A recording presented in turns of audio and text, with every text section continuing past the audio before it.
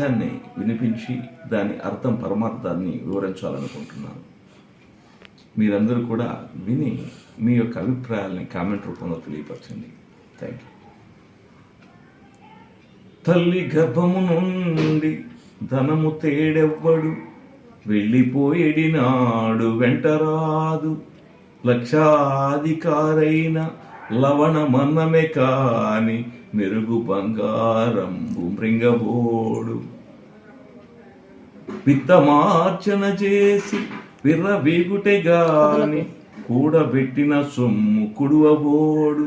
పొందుగా మరుగైన భూమి లోపల పెట్టి దాన ధర్మము లేక దాచి దాచి తుదకు దొంగల కిత్తురో దొరల కగ్గును.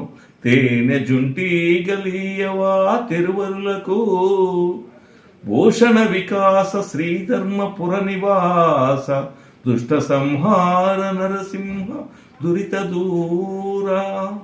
అంటే మనం పుట్టేటప్పుడు ఈ భూమి మీదకి వచ్చేటప్పుడు ఎలా అయితే వస్తామో మళ్ళీ వెళ్ళిపోయేటప్పుడు కూడా అలాగే ఉత్త చేతులతో ఈ ఉత్త శరీరంతో వెళ్తామని దీని అర్థం పరమార్థం. అందుకని ప్రతి ఒక్కరు కూడా ఉన్నదాంట్లో తృప్తి పడుతూ సంతోషంగా జీవించాలని, అత్యాశలు పోకూడదని దీని అర్థం. Thank you very much.